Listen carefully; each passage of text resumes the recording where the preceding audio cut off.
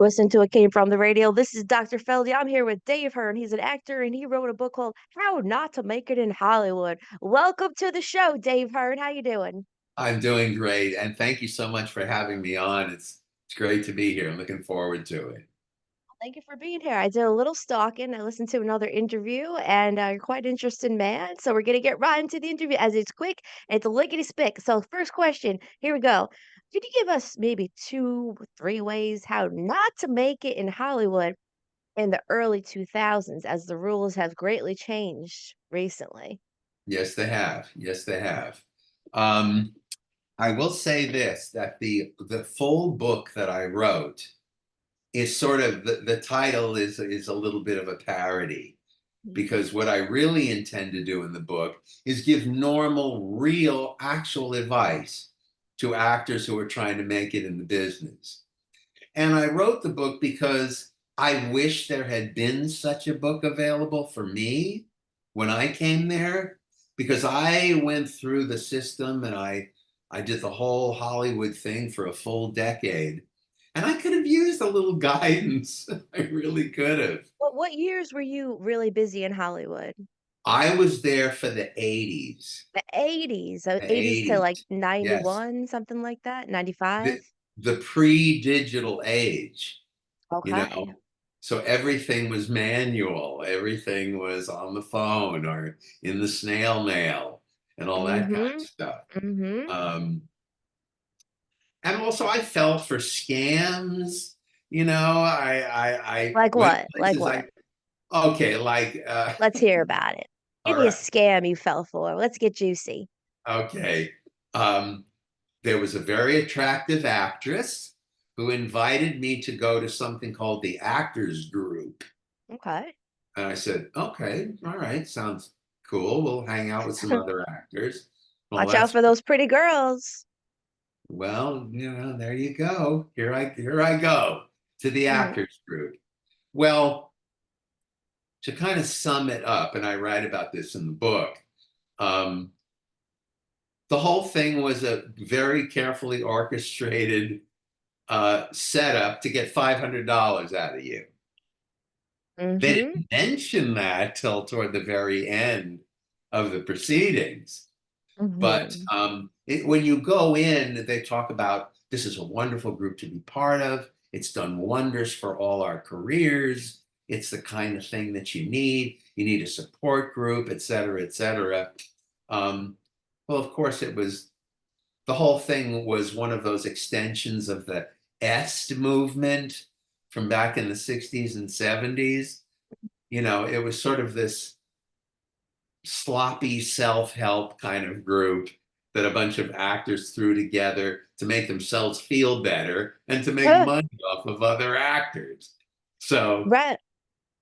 Right, but before I became a doctor, I actually was very busy in the model and acting world, and funny enough, my first group of headshots was $500. It seems like $500 in the 80s, 90s was the magic number to pull out of suckers, but although it was a real agency, but $500 was the number I paid for mhm, sure. Seems like you might yeah. need a support group after this support group.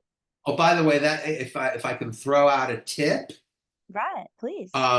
to other actors, any operation that asks you for money up front, be it casting or an agency or it's a scam. The Mhm. industry makes money when you make money. Your agent gets a cut of what you earn. So it behooves them to help you get work. So anytime you run into a situation where people are asking you for some cash up front, run. Okay. Find the nearest exit and run. What wrote it? So actually, I'm gonna fast forward to the 2024. So Okay. now, what I see as I have a lot of patients who come to me, a lot of actors, and they tell me their stories and their hopes and dreams, and a lot of them are having these $75, $150 meetings with casting directors. Oh, you could meet this casting director. They casted Blue Bloods, they casted XYZ, and There they you go. go and they have their starry eyes. What do you think about these casting meetings, especially on Zoom? Some are in person, but a lot of them are on Zoom, and you can meet them, and maybe they'll cast you in something. Is this a Right. legit thing? Is it a scam? This is another thing I write about in the book, how not to make it in Hollywood, Very available cool. now on Amazon Books.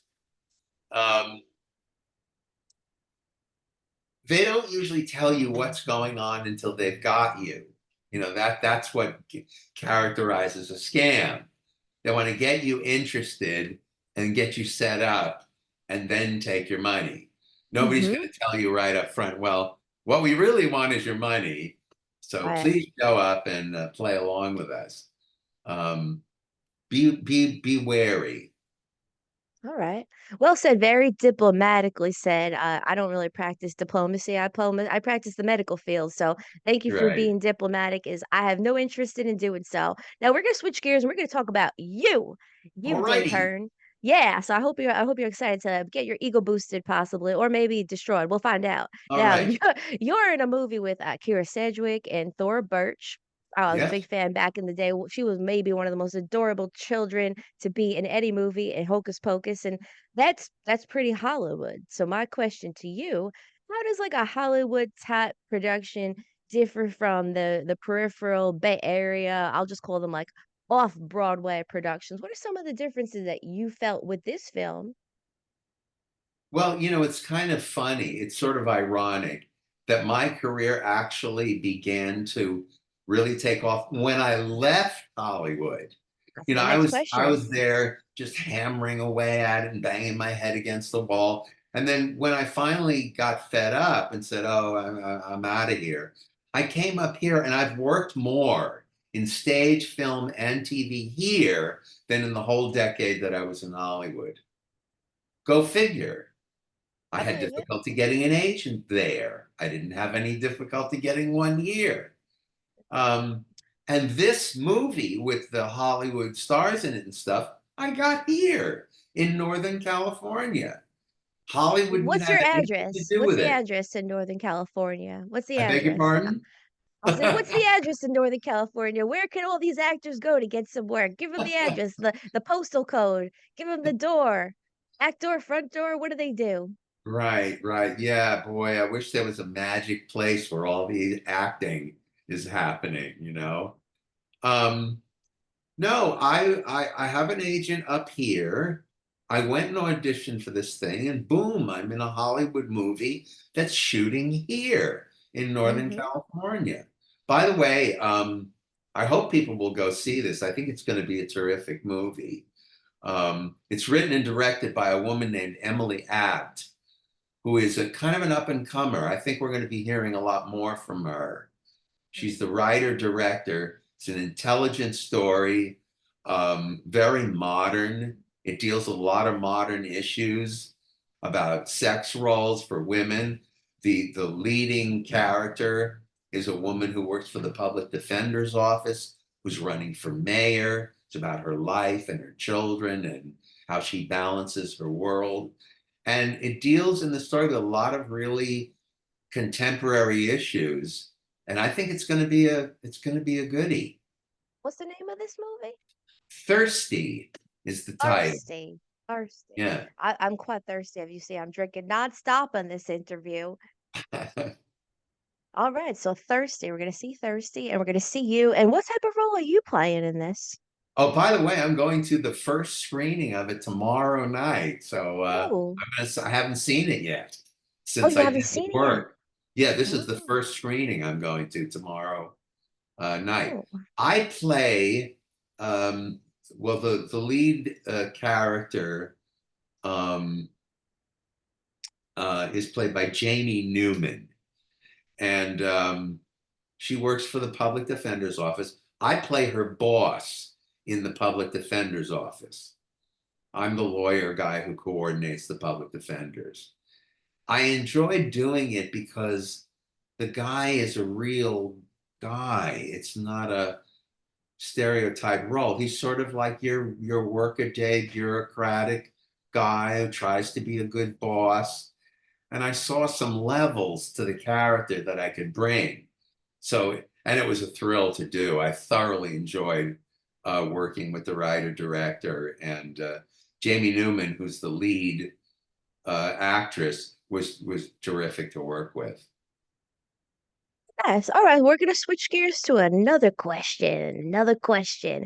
Now, my uncle worked in Hollywood. Ooh, maybe 40 years. He worked mostly as a cameraman back in the probably the early 80s, maybe even the 70s, up until maybe even like 8 years ago. Very busy, Mhm. nonstop, shooting Dr. Phil, Oprah, nonstop. So he Wow. knows Hollywood. And I met Julia Roberts from him when I was a wee girl. Now, he told me when I was doing acting before I got to medical, he said, shoot as much as you can. Shoot as much as you can. Now, this is kind of a two-part question. What do you think about that advice from a key player in Hollywood to shoot as much as you can?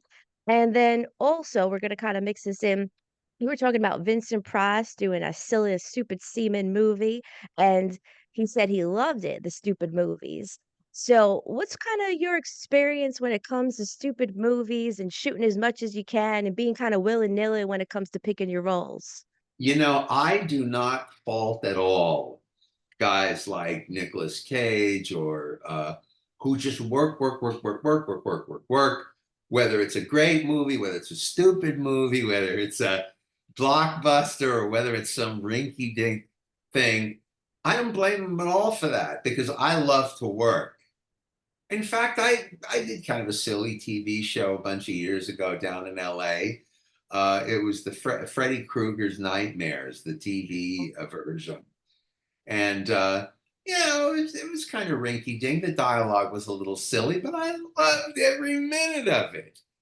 I think, I sort of took that attitude on from Vincent Price that when you love it, that rules the day. It doesn't matter. Um, those movies that Vincent Price did those years ago were some of the most ridiculous, bikini beach type nonsense movies. Um, but he was one of those actors that just brought such a joie de vivre and such a joy to the work process. I really identify with that because I love it no matter what it is or where it is. So some actors aren't like that. Some like to be very, very specific and it only should be artistic. I just love the process so much. I feel like I'm getting my dessert up front. I can relate to that for sure. I love making some crazy movies in my younger years, and I'm not ashamed at all. And part of it's a kind of a making fun of the Hollywood situation, But anyway, we're gonna switch gears because we're almost at the end of the interview. All Now, righty. you wrote this book, How Not to Make It in Hollywood. Now, just we have to give the definition of Hollywood, what Hollywood is, how it came about. I don't think a lot of people even understand what it was meant to be. Now, in my mind, Hollywood was basically made to distract the public, to give them something to look at that was shiny and bright, but it wasn't real. But Hmm. now in 2024, with all these youngsters and people under 40, 50 years old don't remember the past. They think it's a real thing, it's something to aspire to, but it was really, I think, during war times or after war times to give people something to watch, and it was all fantasy. So people are now trying to fit into this fantasy. What are your thoughts on what is Hollywood? And really the question is, in 2024, do you wanna make it there? Should that be a goal? Is Hollywood dead? Is it alive? Is it a scam? Do you wanna make it there? Sure. Good question. Very good Thank you. question. Oh, thank you very much. Um, Hollywood is a big churning machine. It's just like this big, big, massive machine that Mhm. grinds out all kinds of product. Some is good, some is bad, some is big, big, epic things, some are smaller pictures. But though I've always looked at it as kind of a big machine. And a machine is only as good as the people that are running it. So I feel like you can bring your art to the process, whether it's an artistic endeavor or not. You can bring a level of excellence to it, even if it's not, the greatest script in the world. Um, Hollywood as an entity is associated with film and television. even though, as I said, I got more film and television after I left. Right. So I think the term Hollywood has less meaning than it did back during the studio days. Because back when Samuel Goldman and the Warner Brothers were alive, stuff like that, it was more of a group endeavor. Now it's a corporate thing. Now all the studios are owned by huge, massive media Real corporations. estate companies. Yeah, and slush funds and God knows what else. Money, money, money, money, money. So, as an actor, if I had to give any advice, I'd say concentrate on your part in it. Enjoy what you're doing because you can never control there's so many other factors at work. Um, for me, I've found that that's the way to maintain happiness too. Stick to what Totally you agree. do it really well, Right. and leave it be. Because you'll never be able to control that massive Hollywood machine, which Correct. morphs over time. Have you noticed? It always changes. There's a Mhm. change in the type of product they're putting out, what seems to be a hit or what doesn't make it. It's very mysterious. I'm glad I'm not one of those executives, Ah, making business decisions about it. I'm not right. interested in that stuff. Right, right. You said something very poignant that you have to really love what you do, and something I found, I dabbled in stand up. Whenever I would love the stand up act, and I would really be feeling the jokes myself, the audience did as well, and on screen, sometimes that can come across. But when I wasn't really interested and wasn't feeling it, that energy seemed to also translate, and the audience wasn't really interested either. So you really Hmm. gotta love what you do, and then you can love the process, and then if we get metaphysical, spiritual, is Hmm. is is the world and the meaning of life about making good movies, or is it about enjoying the process? Right. And you can be victorious by bringing your little bit of artistry to it. Have you ever been watching a movie on TV or something and said, "Boy, this movie's awful," but that one person that they're pretty good. That Right, guy looks interesting. right, So you can even excel in something that isn't so great. right. And if you do wanna control a movie, I'll tell you this, I just finished a 3-day stint of actually producing a movie, executive producer, the movie's still going. You can't even control that because you got so many moving parts, you got actors that come late, you got no time to maybe do proper makeup or proper special effects, maybe you gotta cut a scene. So even if you're the freaking producer, you can't really control everything. There's something that's just left up to God or Satan or whoever's controlling this Right. thing. Maybe it's Hillary Clinton, I don't know. Alex Jones, who's pulling the strings? But anyway, we are overtime. I kept you here for about 4 minutes too late because I just love speaking to you. Hopefully, All we'll have you right. back. Love the cover of the book. Love what you got to say. Please tell our readers and listeners. Actually, we don't have readers. We have listeners. It's a radio show. Where to find you? Your websites. How not to make it in Hollywood How on Not to Mention Amazon. Hollywood, available now on Amazon Books, and Right. Thirsty coming soon, hopefully, to a theater near you. And they can find you. Is it David Hern or Dave Hern on IMDb? It's David Hern on IMDb. Right. That's my official page. If Right. anybody wants to get a message to me for some reason, they can find me on LinkedIn. Right. Hern is my last name, and I can get messages there. And thank you so much for having me. It's been Thank loads of you. fun.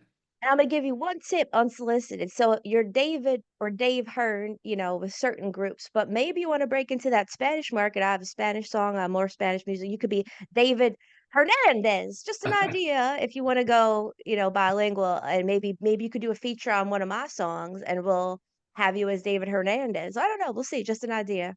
Just an idea. Hey, I'm an improvisational actor. I I can know. roll with it. I know you're intelligent, man. Thank you so much for being on the radio. And now back to you in the studio, Mark Torres.